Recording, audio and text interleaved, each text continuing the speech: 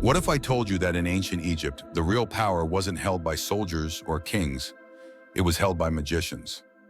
Not as a metaphor, literally. In ancient Egyptian society, magic wasn't fantasy or folklore. It was the rulebook of life, death, medicine, justice, even war. And it wasn't practiced in secret basements.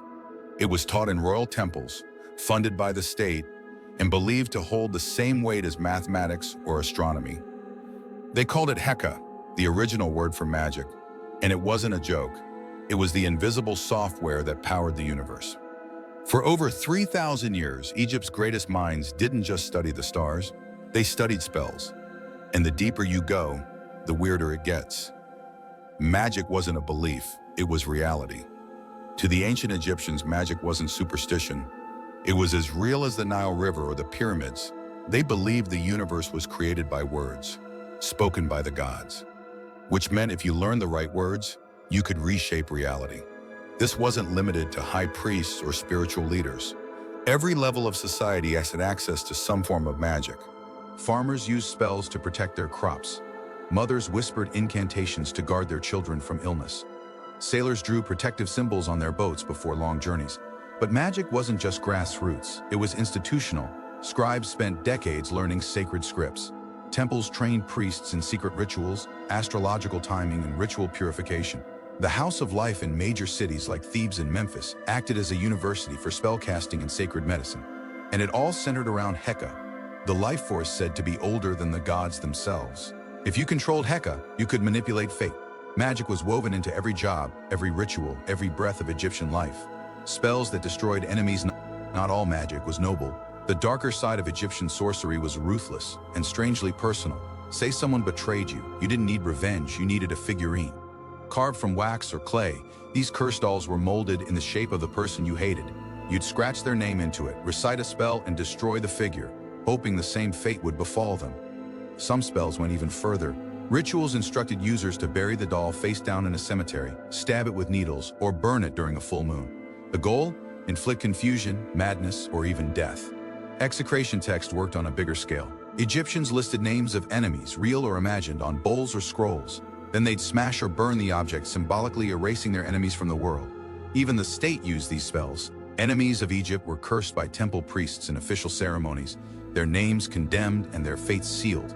And to make sure those enemies didn't fight back in the afterlife, priests would scribble protective spells on tomb walls, curse stones, or even inside the wrappings of a mummy. You could be cursed in life and stay cursed in death. When medicine and magic were same thing, Egyptian doctors weren't just healers, they were magicians with a medical license.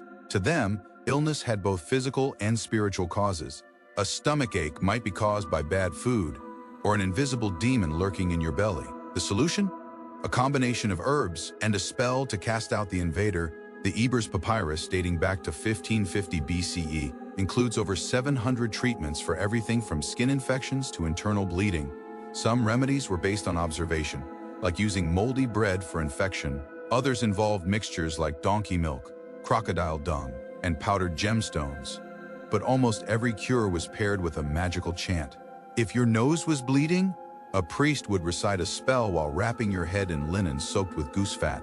If your heart raced at night, you might sleep with a protective amulet carved with spells invoking the goddess Isis. Women giving birth would lie on beds shaped like lions, believed to channel strength. And midwives would chant rhythmic spells to open the womb like the Nile opens to the sea. They didn't divide the body from the spirit, they treated both. The book that could shatter the universe. Among all the magical texts, one stood above the rest in fear and fascination. The Book of Thoth, said to have been written by the ibis-headed god of wisdom. This book allegedly contained spells so powerful they could let you speak with animals, raise the dead, and even control the sun and moon. According to legend, it was hidden deep within a tomb, sealed with fire, curses, and venomous creatures. Only the most daring would even attempt to find it. The most famous tale is of Prince Setnekamwas, Pharaoh's son and a learned magician. He found the book, he read it, and he instantly gained supernatural knowledge. But with it came a nightmare. His children died, his home was haunted, and his mind began to unravel. He was forced to return the book, seal the tomb, and beg for mercy. Historians today consider it a cautionary tale, about the danger of knowledge without humility. But to the ancient Egyptians, it was proof.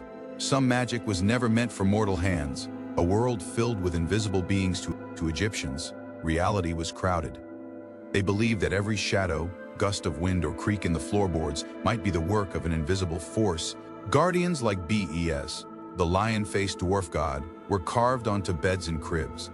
He looked terrifying, but he was a protector, especially of women and children. Mothers believed Bes would frighten off spirits that cause birth complications or infant death. Other beings weren't so friendly. Egyptian demons were blamed for toothaches, insomnia, possession, miscarriages, and even bad dreams. If someone suddenly got sick, people didn't just call a doctor, they suspected spiritual attack. There were spells to bind a demon's tongue, chants to freeze a ghost in place, and potions designed to smoke spirits out of a house. And many of these beings had animal forms. Cats weren't pets, they were divine protectors. Beetles, scarabs symbolized rebirth. The snake goddess Wajet guarded royal tombs and temples ready to spit fire at intruders. Magic to them was pest control for the spirit world. And you were always one chant away from safety or danger. The afterlife was a maze of spells. The journey after death wasn't peaceful. It was complicated and terrifying. Egyptians believed the soul had to pass through dozens of gates, guarded by monsters with names like He Who Lives on Snakes or Devourer of Shadows. To get past them, the dead needed passwords, ritual answers, and proof of purity. The Book of the Dead was your travel guide. Rich Egyptians paid scribes to customize theirs, adding extra protection, personalized spells, and illustrations of the journey. Scrolls were placed in the sarcophagus, or even wrapped within the mummy's bandages. Common people used cheaper versions, simple amulets, written spells tucked into linen wrappings, or short chants painted on coffin lids. There were spells to keep your heart from testifying against you in the Hall of Judgment. Spells to make sure you had food, water, and shade in the afterlife. Even spells to help you turn into a bird, so you could fly between the worlds of the living and dead. Magic didn't stop at the grave. In Egypt, it started there. The spells that never died. You'd think this ancient magic died out. But in some ways, it never left. Coptic Christian communities in Egypt still use amulets and chants traced back to pharaonic times. Greek and Roman magic rituals borrowed directly from Egyptian spellbooks. Even modern-day occultists use Egyptian rituals in their ceremonies, claiming the energy still works. And then there's the curse of the pharaohs. After Tutankhamun's tomb was opened in 1922, several people connected to the discovery mysteriously died. The newspapers exploded with stories of ancient revenge. Was it bacteria, coincidence, or something ancient watching? Whether real or imagined, the echo of Egyptian magic still lingers. So here's the weird truth. Ancient Egyptian magic wasn't just about curses, scrolls, or spooky statues. It was about control. Control over fear, over death, over the unknown. They used magic to give meaning to suffering, to heal when medicine failed, to strike back when justice didn't come, to survive the unexplainable. In a world where gods walked among men and the line between myth and reality was thin, magic wasn't superstition. It was strategy. It was science. It was survival.